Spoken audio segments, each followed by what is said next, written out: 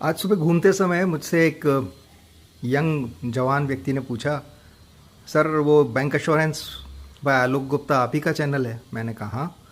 बोले मुझे बता सकते हैं कि ये ह्यूमन लाइफ वैल्यू क्या होता है या मुझे ज़्यादा से ज़्यादा कितना इंश्योरेंस मिल सकता है? मैंने कहा ठीक है, ज़रूर आज इसके ऊपर एक वीडियो बना देता हूँ, लेकिन आप सभी से उससे पहले निवेदन, कृपया मेरे चैनल को सब्सक्राइब करें और लगातार इस पर आते रहें। पसंद आए तो लाइक करें, शेयर करें, फॉरवर्ड करें। तो मित्रों, एक प्रश्न जो सबसे इम्पॉर्टेंट है कि हमें बैंक अधिकतम कितना इंश्योरेंस दे सकता है। ये वैसे ही है जैसे बैंक ज़्यादा से ज़्यादा मुझे कितना लोन दे सकता है।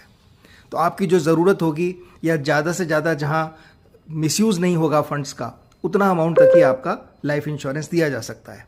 तो ये आप ऐसे गिन सकते हैं जैसे कि आपकी जो टोटल इनकम है, मान लीजिए आपकी सालाना इनकम 5 साल है और आपको 5 साल और काम करना बाकी है, रिटायरमेंट में 5 साल बाकी हैं, तो आपको 25 लाख रुपए का अधिकतम लाइफ इंश्योरेंस दिया जा सकता है। दूसरी तरफ आपकी ज़रूरत कितनी है, मान लीजिए आपके जो मंथली एक्सपेंसेस हैं वो हैं 5 लाख रुपए के और आपका उसके अलावा आपके पास में 10 लाख रुपए का लोन है और उसके अलावा बच्चों का मंथली खर्चा कितना होता है, जो पढ़ाई का है या आपकी दवाई का है या दूसरे किराए का है वगैरह वगैरह।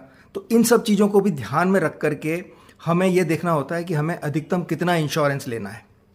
होता क्या है कि हमें कितना इंश्योरेंस लेना है वो भूल करके हम लोग वो इंश्योरेंस ले लेते हैं जो इंश्योरेंस कंपनी वाला हमें बेचना चाहता है, और आपको इंश्योरेंस बेच दिया जाता है एक इन्वेस्टमेंट के रूप में, जबकि सबसे मुख्य आवश्यकता आपकी है वो लाइफ इंश्योरेंस कवर की है कि अगर मैं नहीं हूं तो मुझे कितना, मेरे परिवार को कितना पैसा मिलना चाहिए।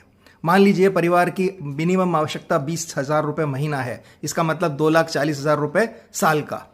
तो इतना ब्याज तो उस एफडी से आए जो आपके इंश्योरेंस क्लेम से परिवार को मिले, जिससे 2,40,000 रुपये मिले। हालांकि महंगाई बढ़ेगी तो ज़रूरत 2,40,000 की, अगले साल हो सकता है 2,60,000 हो, फिर 2,80,000 हो, इस प्रकार से बढ़ सकती है। तो आपको अपना इंश्योरेंस कवर इस प्रकार से लेना चाहिए कि आपके सारी रिक्वायरमेंट पूरी हो। उसके लिए सबसे मुख्य है, सबसे पहले आपके पास एक टर्म प्लान होना चाहिए, उसके बाद आपको दूसरे प्लान के बारे में सोचना चाहिए। तो अगर आपको मेरा विचार अच्छा लगा तो इस चैनल को सब्सक्राइब करिए, शेयर करिए और आगे भी हम इस बारे में कभी कभी बात करते रहेंगे। नमस्कार।